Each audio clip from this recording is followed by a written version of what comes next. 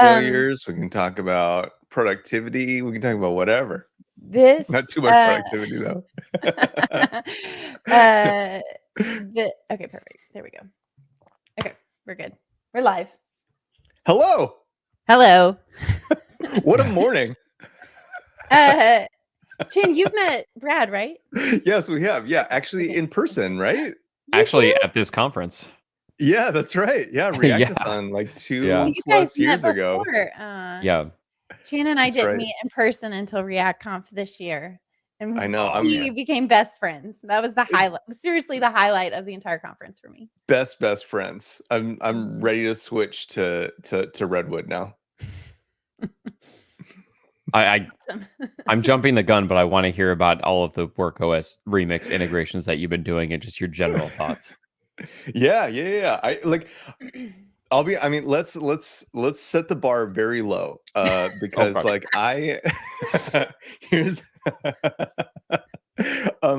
I the dirty little secret of like, DevRel, dev education, all that kind of stuff is that basically you position yourself to be able to talk knowledgeably about small pieces of things at a regular cadence without having known any of that information before. Like that's like kind of the dirty little secret. And then you get jobs where you get to learn cool things and get paid for it. Like that's the beautiful thing about all this. So anyway, all to say that like there is a very if the knowledge of like security and authorization is the ocean, like I'm at the like that part where the water gets very thin at the shore. But I'm happy to talk about that really thin piece.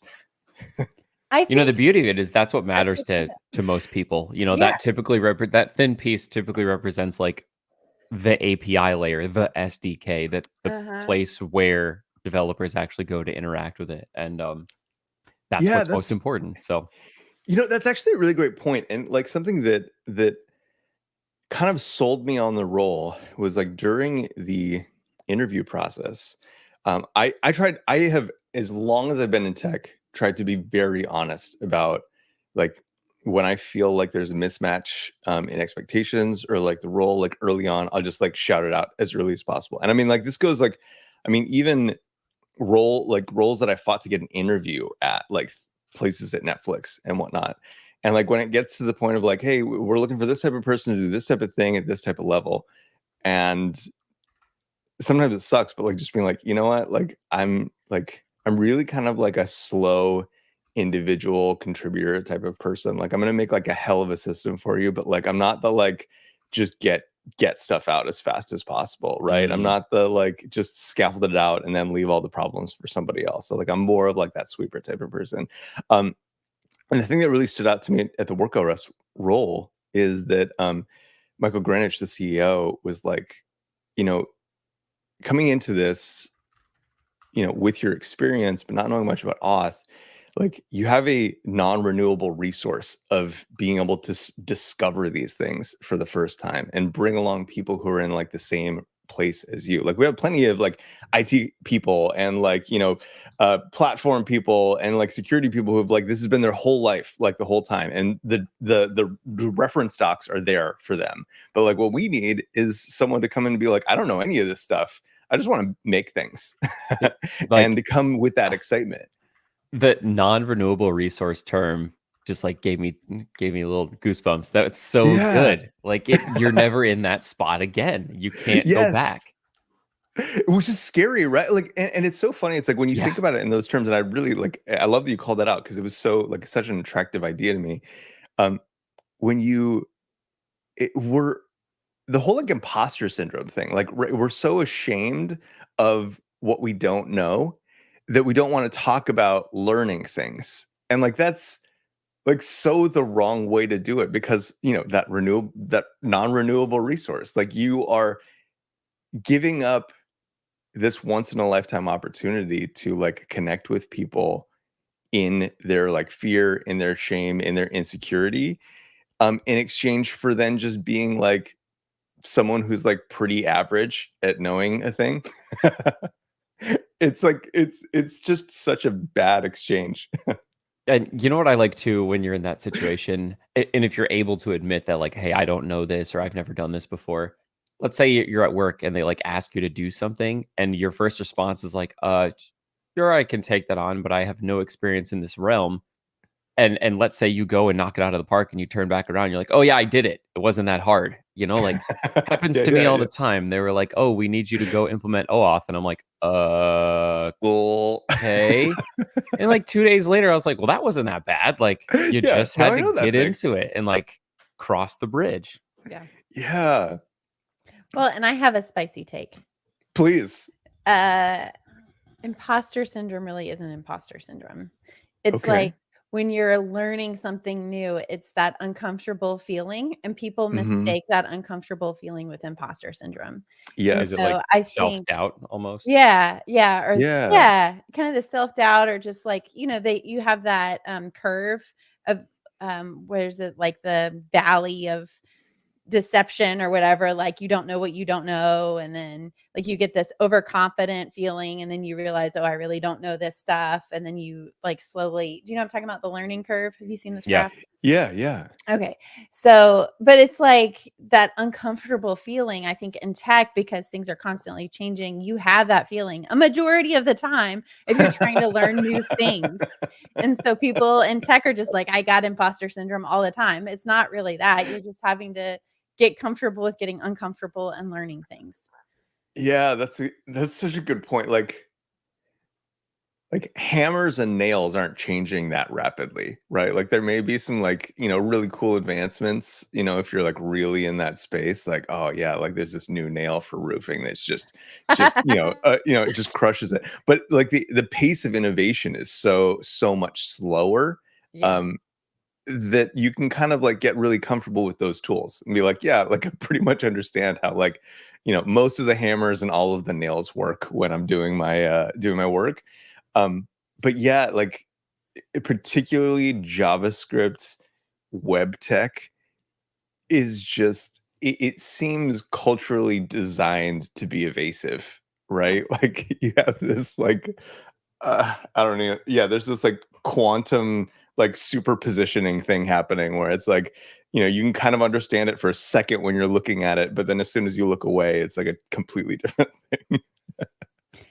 Yeah. Well, and things are gonna get even more crazy. Like, that was another one of my takeaways from the React Conf, was, Hmm. like, with React 19, some of the stuff that they have with form actions and things like that. We're gonna have to implement and learn all those things. Yeah. And it's, I feel like in some ways people have complained, "Oh, React hasn't released a major version in a while." And so things have kind of settled and stuff has evolved in other areas. And now that we have React 19 released, it's like, "Oh crap.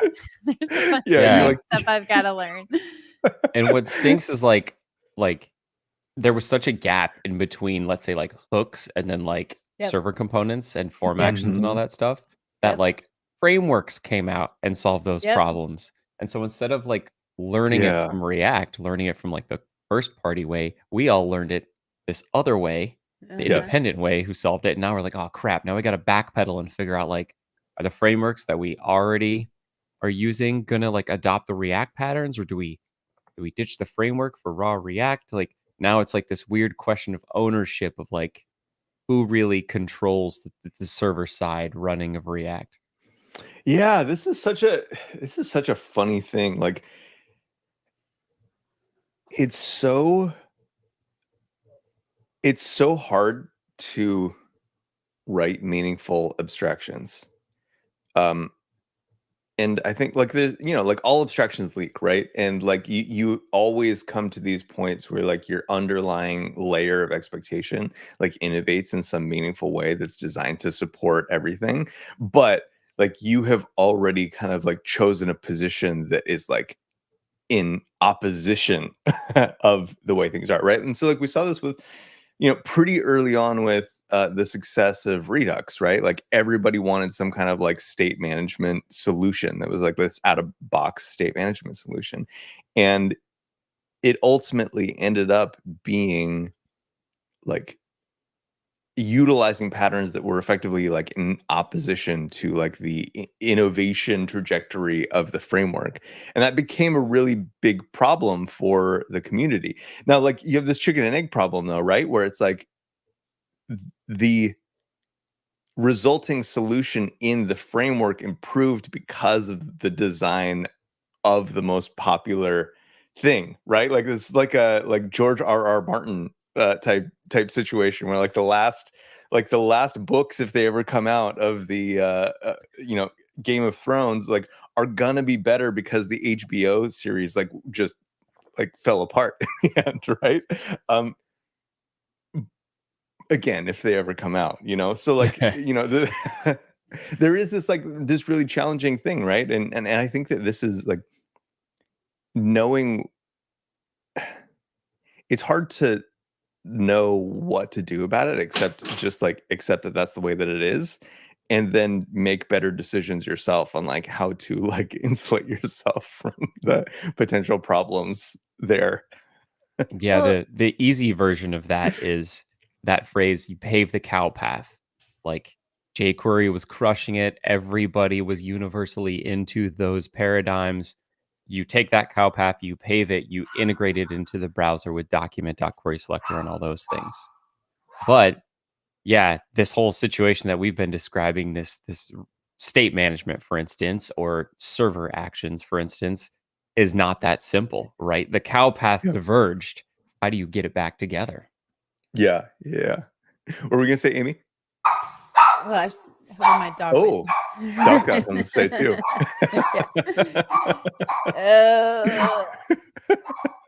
Hold on, just sorry. I can go. I just didn't want to cut you off. The shoot. Now I forgot what I was gonna say. Now you lost it. Oh yeah, I know. It's so funny because like there is there's definitely like a point to be made that like maybe if we like okay, so I'm looking at the Laravel. Sorry, I keep saying it wrong, but I know how to pronounce it right in my head. I just got to get it into my body.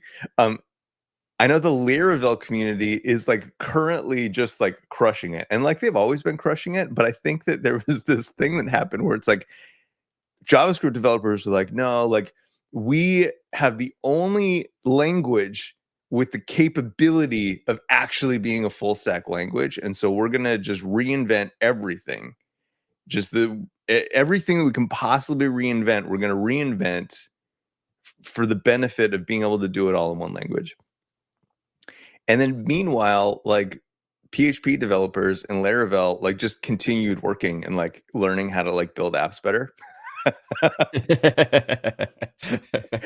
And like they're subject to like none of this. Like they look up and like, what's going on over there? Like the kids are fighting in the other room. They're like, yeah, okay, I'm gonna go back to my thing. Totally. And so like I really love I don't know if you have you had Josh Siri in the show? Not yet. Although Okay, good. another That'll good be take on Laravel. Yeah. Yeah, that'll be a fun conversation because like his brand is basically like, yeah, I did JavaScript for a really long time, and then I spent one day with Laravel, and then like actually built Changed the my app I mind. wanted to make, right? And it's like, man, that's like I such need a to like talk to strong him. testimony. Yeah. Because I've hit like a boundary on it that I just Okay. am struggling with. And I'm like, this is why the JavaScript community has stepped in and been like, we have to be full stack. Yeah.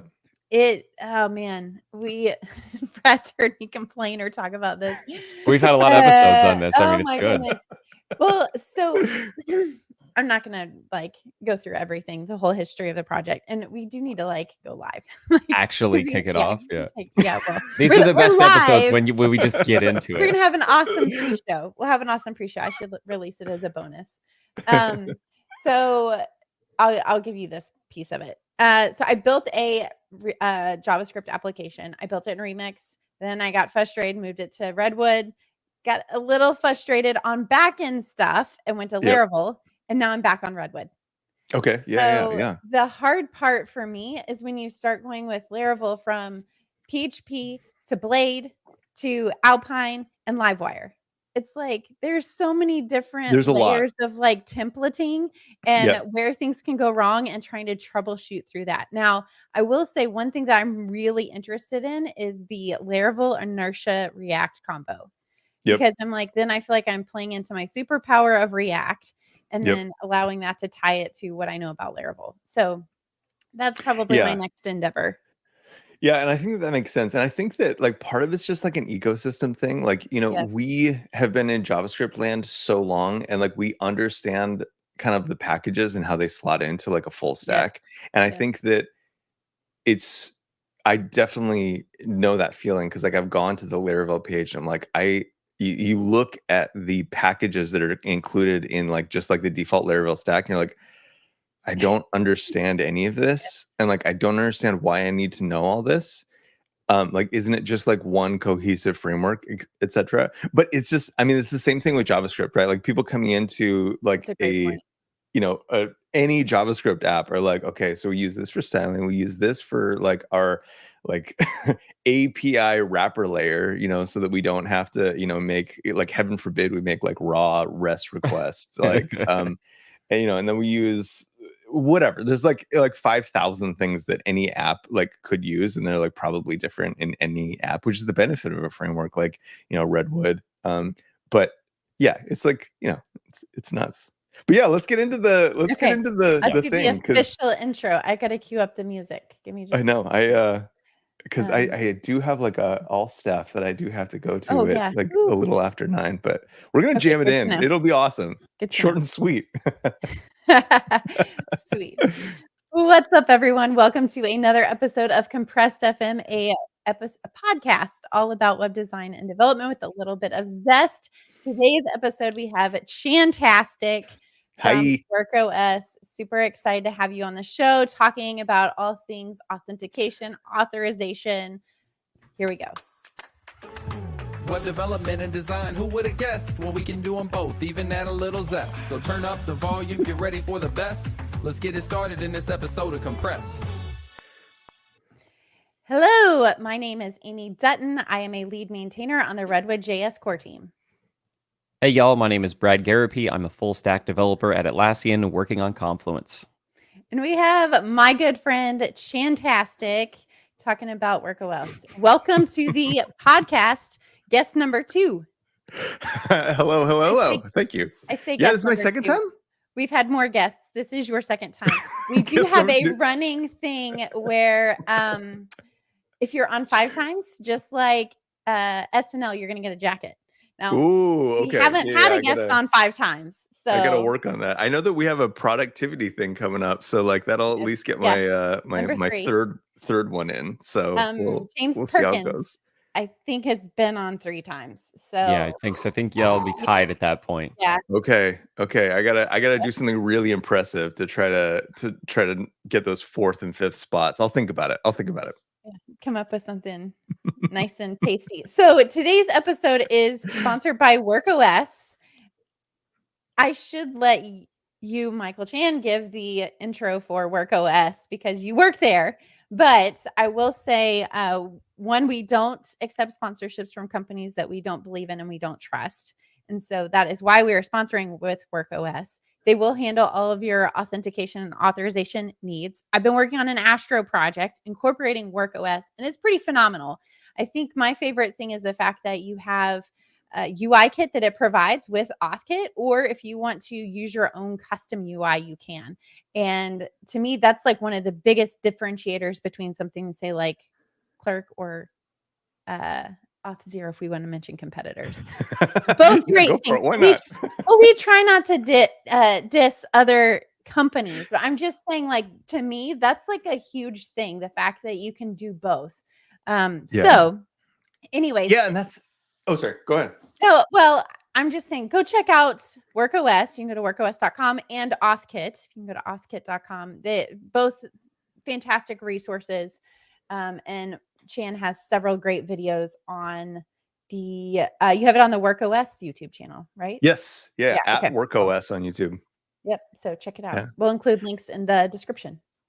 Nicely done. You did a great job on that. It's very ad-libbed, but it is very sincere. It's so sincere. I've been so impressed. So the stuff looks great and it's super easy. And the fact that within 5 minutes you have your entire auth flow and you can use the OAuth stuff. Brad was talking about trying to implement OAuth by hand. I mean, you can pick which providers you want right out of the box. Yeah. Yeah, this is like something that really attracted me to WorkOS in general. So I've only been there for like 2.5 months doing the developer education stuff. But I loved, as someone who is just a nut for composability, just has been my entire career in tech, I just love all of the WorkOS solutions because they really you can go in and just be like, hey, here's a hosted login box that you literally just from your application send create a URL, go log in with any of these providers, and then like get sent back to your app. All the way down to like, you're building SSO with SAML or Skim and like all of like these really crazy, providers and like doing that kind of stuff. And then like the audit logs, like it's just all of these things are just there. And like, depending on how complex your problem is, like, it's just, okay, yeah, I'm going to turn that on, or I'm going to like migrate to that piece. Like I freaking love it when things actually compose. And yeah, it's great. It's great. I feel like WorkOS is kind of like a new kid on the block, or at least I haven't heard too much about it until maybe about the time until you joined, honestly. Have Good they job. been around The for a power long of YouTube, time? right? Yeah. Have they been around for a long time?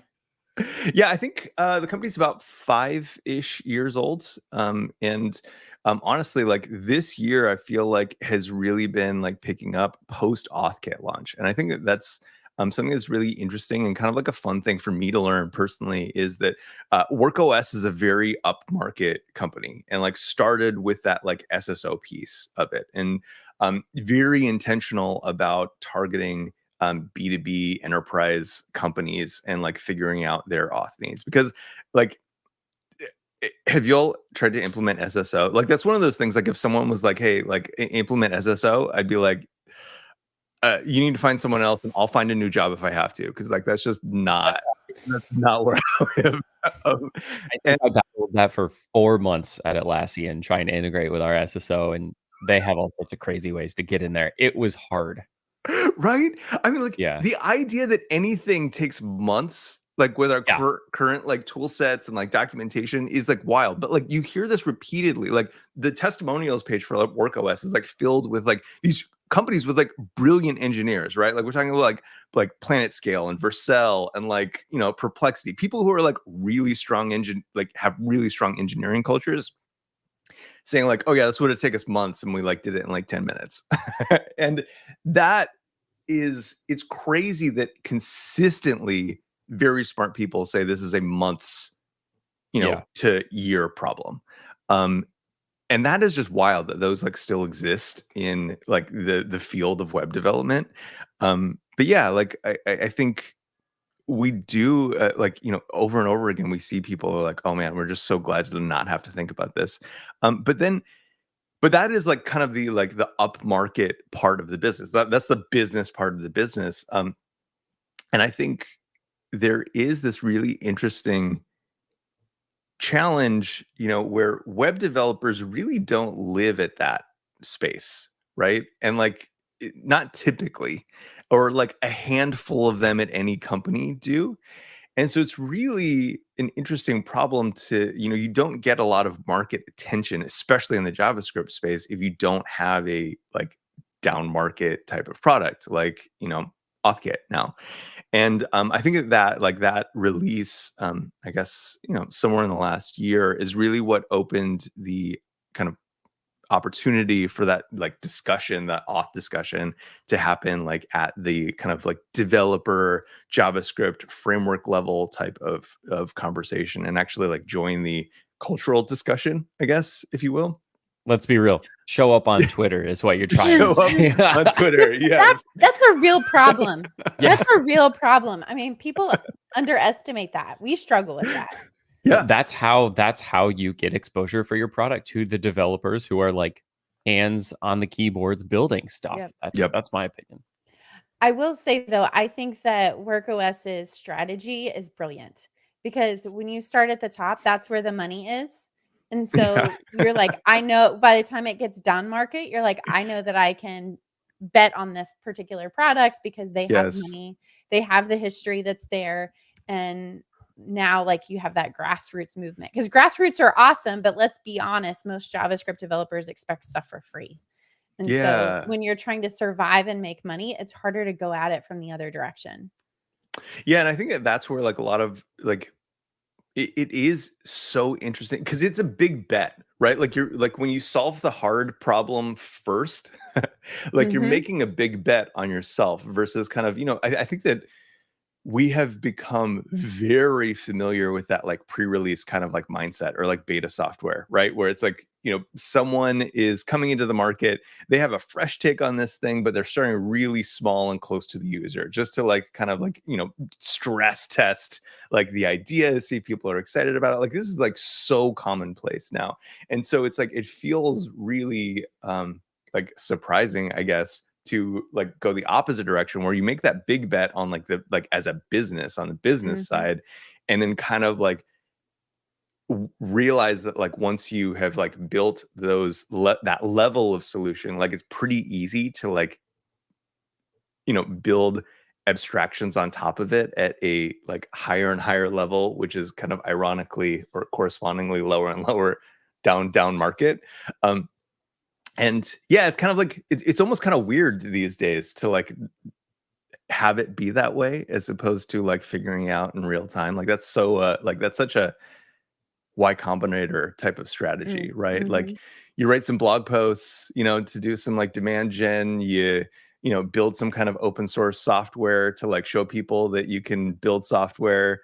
You give that away for free, and then you like start charging for some kind of like service around Hosted that version. thing. Yeah. Hosted And then you have a product, right? Yeah. Yeah. Yeah. Okay, let me ask you a harder-ish question. Sorry if I cut you off. So there are people out there. I'll name names if you want me to. I'll leave that up to you. It's your show. It's your show. Oh man. Coming out swinging.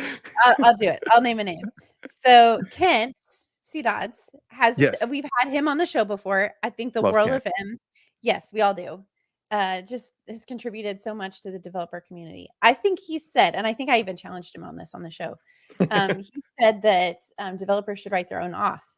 What do you think about that? Oh. Yeah, sure. Like if you really want to. Yeah, I think or okay, why? so I have Why yeah, would I you haven't- want to do that when you have something I- like Burg OS? I think Kent should definitely write his own auth because Kent loves like oh man, that's gonna get clipped and it's gonna sound mean, huh? Like no, I think Kent should definitely write his own auth because Kent is an educator, right? And Kent loves writing software. And so I think that those two things combine really well to like, yeah, you should do it yourself, right? In the same way that like a framework should include some type of basic auth provision, right? And so I see Kent working at a framework level, and he is a framework author, right? And so, yes, I also think that like his position is probably in the domain of don't, as an educator, like don't assume that you can't solve this. I think that's a really important thing for like people who are learning to program, like an important mindset to have, right? Like don't assume out of the gate just because services exist to solve this problem that you can't.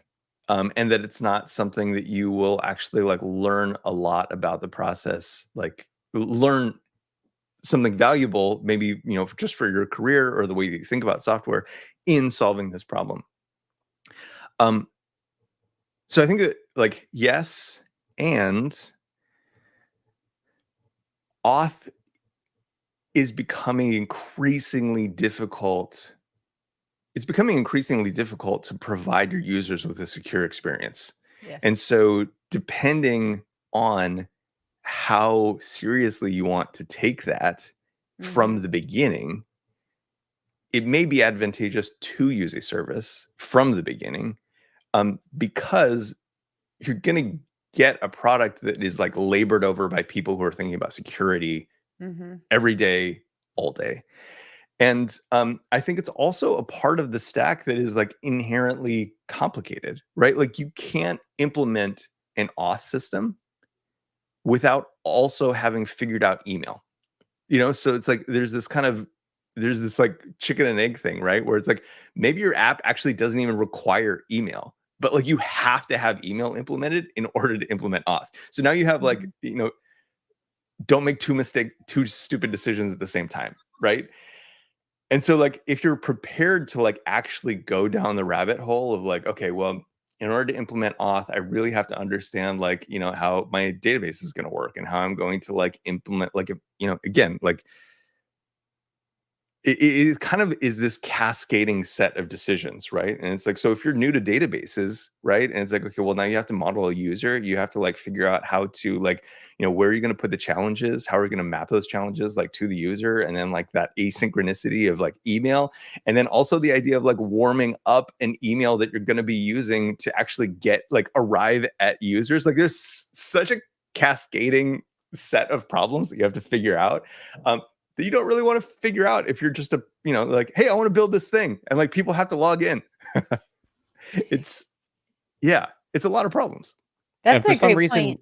all of those problems are like the hardest problems. Like, like you go to build an app, you need auth before you can even like start like putting data into the app. And it's like, you just get smashed in the face with it on day one. And that is why services are great, because you can just get up and running.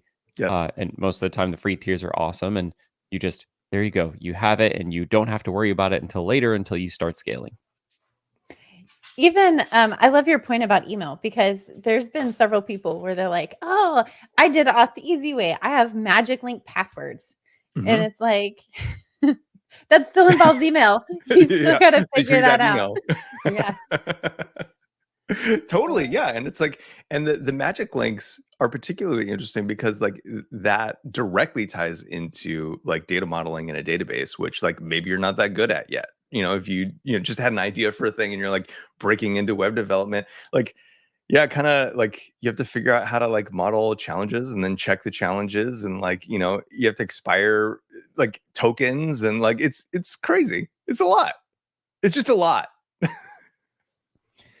So you mentioned like AuthKit that helped take WorkOS from like enterprise level and start introducing it to Twitter, to developers on Twitter. Hello, Twitter. We're here. So like, what does AuthKit's role play in all of this, and what does it provide to us? Yeah, so AuthKit is sick. I have been actually, Amy and I have kind of like simultaneously been on a journey to figure out how to like integrate AuthKit with Astro, which has been very fun. I am a big fan of Astro personally, love it. And wanted to use AuthKit, and it gave me an opportunity to kind of go lower level into the kind of like the WorkOS Node SDKs, understanding how cookies work for the first time. Deleting a cookie is surprisingly difficult. Like I didn't realize that I was going to have to like Google around the internet to figure out how to delete a cookie. It's pretty wild. Selma has a great blog post on that. I can post a link if that's helpful to people. So good. But yeah, so anyway, all that to say is that AuthKit is a product that works on top of all of the WorkOS kind of like enterprise grade systems to make it easy for you to kind of just npm install a package for frameworks like Next and Remix, add a couple of lines of code in either loaders or what's it called? Middleware in the case of Next, and basically have it enterprise grade auth system like out of the box. And the way that it works kind of like on day one that makes it so delightfully easy is that it'll actually just, you basically get like a handful of URLs. You'll get like a login URL, a logout URL through those providers. And you just kind of, your login button becomes this, like, you send off a request, you navigate to this hosted Auth-kit experience, you click on a couple buttons, you get GitHub Auth or Gmail Auth or Apple Auth or email password or magic not magic links, magic whatever. Email second or magic auth, where you get an email with the token and all that kind of stuff. You get MFA, like all of these kind of things you get out of the box through this little, you just push buttons on and off. And then you authenticate. The user data gets sent back to you. You put that in a session inside of your application. It's like easy peasy. It's great. Sweet. And also it gives you information you need. Like that's the other thing that I think I've wondered with other services. It's like, okay, you're giving all of this user information to a third-party service. I might need that for my app and I don't have to ask them again. Like WorkOS gives you all of that information through an API. Yes, which is, I think that's such a great point. That's something that kind of attracted me to WorkOS and Auth-kit, like over some of the other solutions, where it's just kind of like, I feel like Firebase kind of like popularized this, where it's like they own all of my, like they own my user table, I guess, which is weird. And like WorkOS doesn't hold hostage any of your data. It's kind of like just, it's your data, so you'll get everything back in the user object, like post auth. And there's a bunch of webhooks that, as data changes, you can respond to those and update your database. We have a bunch of articles that are like, hey, like, we're not your user table. Like, just like you have your own user table. Like, we're just handling the auth for you.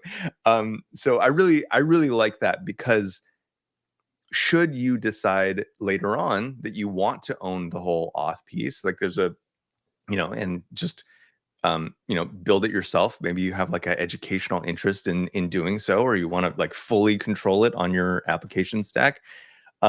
It really just, the problem is reduced now to like a reset password. Like you put a reset password, and now people are, authenticating through your, bespoke system. So I really like that. I feel like so many services are trying to like entrap you, and I hate that. I really do hate that. Like, if it's good, just believe in the product, that people will want to continue using it. Don't force my hand. What's the minimum set of data that like WorkOS or Auth-kit actually needs to do the auth? Is it just like email and password type thing? And then just email. You store just email. Okay. Just and then email. everything else is stored in your own user table. They just make that record for that particular email address, and then whatever sign-in methods are associated with it. Yeah. So email is the only piece that's required. And that's because, WorkOS is built for enterprise products, and so the most secure way to like authenticate a user is through email. And so Auth-kit actually does a lot of really cool stuff around identity linking. We have a video about that. And so the way that we handle identity linking is through that email. So email really is the most critical piece. So when you log in with GitHub, we will do a challenge on that and say like, hey, we want to connect your email address that you've used with your GitHub account. So you can log in with either, but you'll need to kind of, we've sent you a code to that email address on file. And so just give us that code and you'll be good to go. You're connected. So email address is really the only thing required for WorkOS user record, but also stored on there, which you can keep nicely in the session for quick access, is like, I think first name, last name.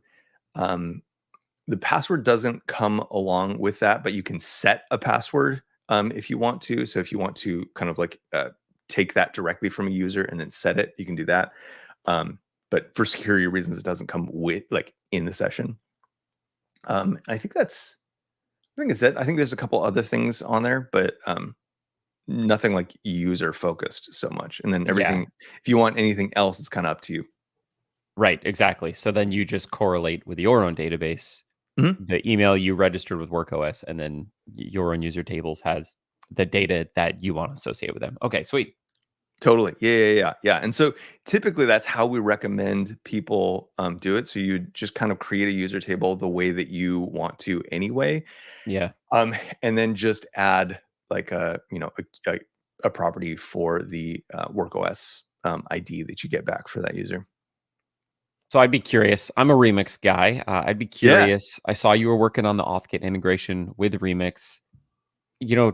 Tell me your take on like how Remix plays with authentication. I know Remix doesn't have a middleware layer that can kind of probably make it a little bit more frustrating.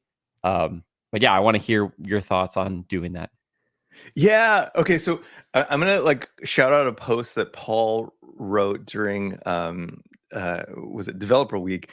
I'm just kind of it's really fun. It's kind of like just talking about his resolution to like eventually just like giving into middleware being like probably the best solution for for this type of thing, but fighting it along the way. And yeah, I think Auth in Remix was really interesting. I didn't have a strong opinion on middleware. I think that it was there and like I understand it. And I had like some frustrations around like, oh, like it's kind of weird that I have to do additional like pre-routing, I guess, to say like to pre-qualify the URLs. And that felt a little bit weird. But then going into Remix and not having that felt even weirder. So like I kind of that created some appreciation for me about middleware. So I'll say that much. I don't think that my understanding is that Remix isn't like opposed to middleware. They just haven't figured out the API that they really want to ship with yet.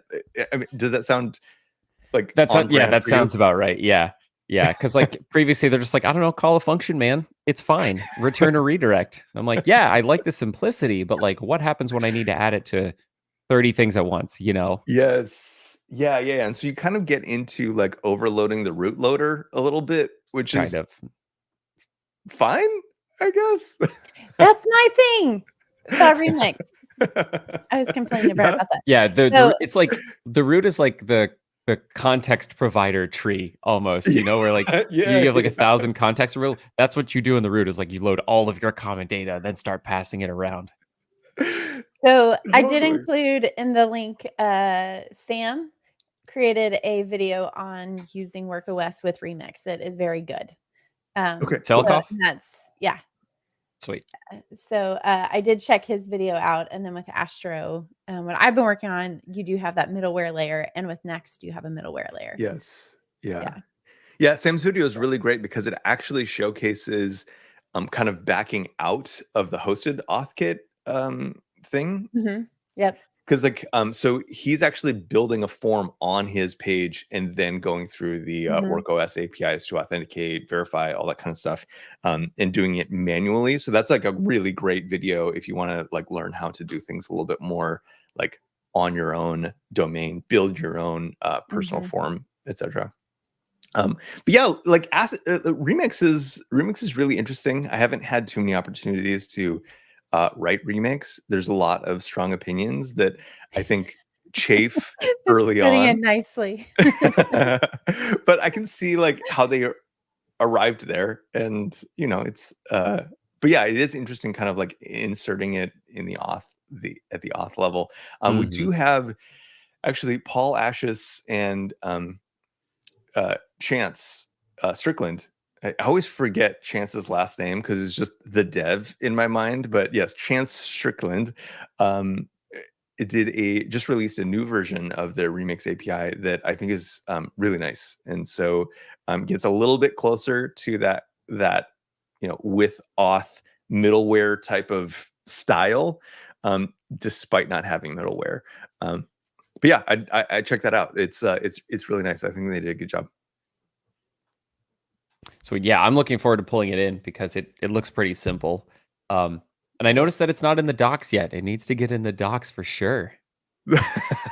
Which one? Like Auth-kit in the Remix docs? Yeah, you've got the nice selector between Node and Next, and I'm like, just give me that one extra tab right there. Yeah. I know. That's one of those things, man. Let's talk about information architecture in like web. Yeah. Yes, please. It's so hard. It's hard. I know. You've dedicated so much to this. Like rant on that for a second. Yeah. So one of my jobs over the next year is to rework the Redwood documentation. And granted, we're talking like it's hard, I'm sure, for you guys, but then take it for framework level, because then you're not even just talking about auth, you're also talking about like databases and Everything. I mean, just I won't go on, you know. The Yeah. hard part on top of that for us is we have so many integrations with all these other services. Do we duplicate that information into our documentation, or do we rely on the service? And the That's thing is, crazy. when we get an update, at least where we are right now, I mean, sometimes we have great partnerships and they will reach Mhm. out to us, but usually it's after the fact, after Yeah. something's already been released or somebody has a problem with it. So, I mean, there's so many things. And then how I think is probably different. Actually, there's no probably, is different than the way that both of you think. And so 100%. trying to get information in a way that makes sense for everybody is also difficult. Now, where I think some of the low hanging fruit for us, and I'm curious you feel the same way, is with search. Um, Mm. so we have Algolia search running on our docs, but you have to go. I didn't realize this. You've got to go in and weight your stuff. So if you search for something within our docs, a lot of times it might reference this obscure reference on the page to that thing Oh. versus a dedicated page all about that. So when you search, the top Yeah. result isn't necessarily what you would consider to be the top result. So that's still something that we've got to go in and finagle. But I think that's, again, probably the lowest hanging fruit, is being able to say, if search works, then people will, regardless of how you organize your documentation, it'll be easier to find what you're looking for. Yeah, it's like Twitter search, right? Like it's like you couldn't have started with my user, like my follows. Like you're just starting with like celebrities and the most followed accounts online. Like what? I Yes. don't care about that. Yes. But have you seen Divio? They have a fantastic, I've referenced it so many times. They have a fantastic documentation guide. Okay. And I am we're kind of already use this a little bit, but we need to do a better job with it. I'll share a link. But Yeah, I the can't way wait to that see it. they set stuff up is they say there's basically 4 different categories for your docs. There's Mm. tutorials, how-to guides, explanation, and references. And Yep. when you Oh, I think have seen about that that, graph. when you think about the jobs to be done, when you're Mhm. looking at documentation, usually it fits into those 4 categories. You have like a tutorial where you're just trying to learn something, just teach it Yep. to me along the way. You have a how-to guide that's more problem oriented. Mhm. I'm coming to you because I need to solve auth. Just tell it to me straight. And then you Mhm. have reference, like how did you decide to do this with JWTs and access tokens, and like explain how Yep. you decided on that. And then you also have explanations like help me understand. And this is like more generic than oh, sorry, I got those backwards. Explanation is like how you arrived at that decision. Reference is like tell me your APIs. How does this Yes. with user management work? So I think that's helpful in breaking those things up, but you still have things that are subdivided underneath that can sometimes be difficult to figure out. Yeah, that is such a great framework because I mean, we're web developers. Like our whole game is utilizing search to be productive. And like Mhm. we've all done that thing where it's like what you wanted was a reference guide and you got Mhm. a tutorial and you're Yep. like, I have to like just carve through like pages and pages of you trying to buddy up to me. Like when all I want to know is like, is this a required field or not? What are you going to what's the object you're going to return? Just tell me what I'm Yeah, getting back. Yeah. totally. What options do I need to include to get that piece of data that it like doesn't naturally come by default with it? Like it's just, and I totally agree. Like sometimes just like just give me the docs. But then sometimes like you're at the beginning of that journey and it's like I need someone to handhold me through setting up auth in this app. Yes. This is though an argument for having really, really, really good TypeScript and like JS doc comments. Yeah. Because like if you're a developer who is at that level where you're like, okay, I want to play with WorkOS and AuthKit, you kind of just like import the thing and like Yeah. start hovering and be like, yeah, this is what I need, and everything's auto completing and you're kind of reading Yeah. brief descriptions and then it links out to the docs if you need Yes. more. Like that's when all of it comes together. You're getting the editor completions and stuff, and you've got the reference to exactly where you need to go to dive deeper.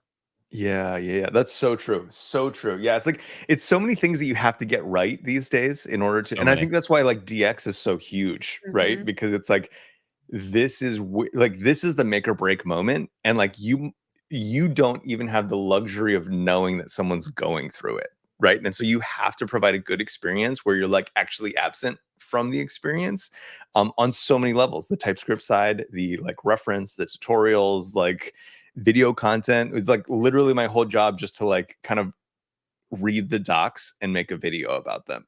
Like it's so wild like how entrenched we've become at like exactly that intersection point with like other developers. And it's like, but it's fun too, right? Like I think that it's super fun. The Amy, you were talking about, or kind of like to bring it back to the documentation. I'm kind of curious. Like, I'd love to get your takes, like as developers, for those integration things.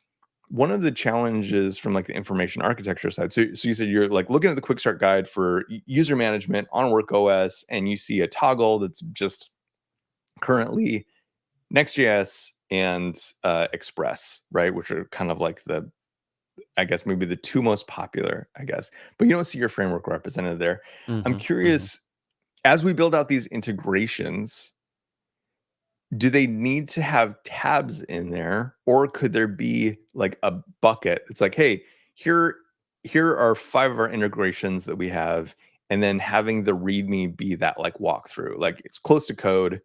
It usually gets like updated in tandem with the with the integration code. Is that like enough at that level, or does that need to be like pulled into like individual tabs so you can like hit the tab and like follow along at that point? I So think it depends on Cloudinary, what your level is, right? Sorry, I didn't mean to Yeah. cut you off. Okay, go ahead, Brad. Sorry. Cloudinary does tabs, and they have like a gazillion integrations, and so it gets overwhelming when there's more than like 3, 4, 5. Cloudinary has like 10, and so it's awesome Okay. because it's all there, and you don't ever have to leave the docs that you're looking at. But you're also like, okay, which one do I choose? There's a Node.js one and a JS one, and those always throw me for a loop because I have to think twice about it every single time. So I think after a certain point, it's totally fine to kick them out to the README because you're just looking for that quick start type example, or maybe even a different markdown file in the repo that's like, this is the example that you're looking for that we would have put Yeah. right here, but it's like Yeah. a link. Maybe It there's is. a different way to set like a higher level preference for the user. It's like, what framework do you use? And then the docs become that version of it. So you're not Yeah. presenting them with like 20 tabs. Yeah, I mean, that also is like, man, we spent months on that problem at Storybook too, where it was like, we Oh, yeah. had dedicated docs for like each thing, but then it's kind of like you have this like combinatorial explosion of like what someone could land on like via search. And like it was always so frustrating for people to be like, why did I land on the like Vue integration doc for this? Like it's like it is really like an impressively hard problem, like trying to figure out how to get people to the right resource at the right time. Yeah. Man, yeah, we should we That's y'all interesting. should get some information architecture documentation DX people, like just get a round table of people, because like that's something that I want to learn how to do. Like Yeah. Well, and I also I've talked about this, wanting to get like a round table of framework developers together. Because I'm Yeah. like, there are different, I mean, I know those problems aren't necessarily common to everybody, but some of the things that they deal with are different than everybody else. And it's fascinating. Like documentation is one, or talking about release. Release is crazy too. I don't know how you guys, if you've figured out the silver bullet there, but trying to communicate updates or do it like check breaking changes, or making sure that, I mean, the auth is a big deal when you're talking about breaking changes, right? Yeah, it's I mean, so from our side of things, it's like the service is like kind of the work OS like service side of things, like is like built for enterprise. And so like there's not going to be like a lot of like changes on that front. There are going to be like kind of at the integration level. So like Remix for us is like pretty new. And so yeah, there's like big changes that happen from version to version. Fortunately, you can like version lock those. We are trying to figure out a strategy for how to communicate those changes. Love to hear your thoughts. I've been kind of thinking, at least from my side of things, is doing some of those migration guides via shorts, and just kind of like having a video, but have it just be like really like, hey, here's a thing. I'm going to upgrade this remix app. Yeah. But yeah, it's kind of finding the right place, and like exposing the right thing is like really important. Because I don't know, a lot of times people don't want video too, like they want it via text. Mm-hmm. I It's love interesting. video, and I think it's okay to have short videos. People are worried about posting to YouTube and it has to be some 10 to 20 minute thing. It doesn't. Just get the content out there. Sometimes it's great when you find exactly what you're looking for in a 2.5 minute video. Well, it's Yep. funny. I did a Twitter poll and I got straight up 50-50. Like, Oh, wow. like long half form versus the short form? no, text versus video. Oh, okay. Yeah. Yeah. So I was surprised. I just figured people would be like video because I feel like that's what I see more of. But Yeah. no, I'd rather. this is sorry, I didn't mean to cut you off. You're good. No, I'm done. I was Okay. just saying the same thing. I was repeating myself. Yeah, like I really do feel like I haven't cracked the code on this because I went through a period where it's like I would write a whole blog post and then like roll that in like as if it was a script for a video, and then I would do a video and I would release both. But then I found that it kind of made my videos a little bit more like sterile, I guess, Right. and like a little Yeah. bit less engaging because it was like they were just on rails. It was like too scripted, I guess. And sometimes there is, just like you record the pre-show of this show, like sometimes the magic is in that like off the cuff thing that like wasn't actually part of the journey. It was like a side quest, and like that can be like a really important thing. Like someone sees you get an error when you try something and you're like, oh yeah, I forgot to, yada yada, whatever. Like that's the piece that they needed to learn in order to be successful, and like you just kind of cut all of that out. So that part's been tough. I have been kind of thinking about how to utilize AI to do it in reverse, right? Like do a video and then generate a blog post from it. I feel like there's obviously going to be a lot of rework on the writing side of it, I think, in order to make it feel good or feel like a intentionally written piece. But I kind of feel like maybe that's the like video first, and then kind of like pull out artifacts from that is maybe the way to go. I don't know. It's still fresh. Video tap? I have. Yeah. And again, it's kind of like AI is like so uncanny valley for me. And like, I really am opinionated about like writing style. And like, I feel like, okay, hot take. Like, I feel like AI is like a really bad writer because most people are really bad writers. And so it's just trained on really like passive voice, uninteresting writing. And that's not how I write. It's like very active voice, do this, don't do that, like some stories in there, etc. And like AI is just bad at it. And like it's not like that's not a video tap problem. It's just like AI is trained on like mountains of bad writing. Yeah. So I'm also curious. One of my friends created this guy, blog recorder. Have you seen this? Did he vink? No. Yes. Oh, I did. Yeah. I did see that. Yeah. I said one of my friends, and then I couldn't remember his name. But anyways, this is starting with audio, where you just voice record, and then it'll generate a blog post. So also kind of interesting. Nice. I know we are getting close on time. I could talk to you for hours. I know. This is how I get to my 5 is just show up late and then like do a short episode and then leave a lot of excitement and opportunity. Well, perfect. So we have number 3 coming up. Just got to get it scheduled. So, anyways, in the interest of time, I know we can go ahead and wrap it, but we appreciate the education stuff, Chan, that you create, and just the energy and humor. So it's always a good time. So thanks for having me on. This is so fun. I mean, I realize, like, I recognize the irony of this because it's like literally a sponsored podcast and we're like talking about, work OS. But you know, I enjoy talking with you all, and I really appreciate the feedback that like the thoughtfulness and like awareness that you have to like these documentation things that I think that as an industry we're all trying to figure out. And so it's been really fun to get your takes on those and thoughts. So thank you for that. Anytime. So I think for now that's all we got. Cool. There. Okay, and then I'm gonna go ahead and end the stream because I know we're on a tight crunch. But thanks for everybody that hung out in the chat, and we'll catch you next time.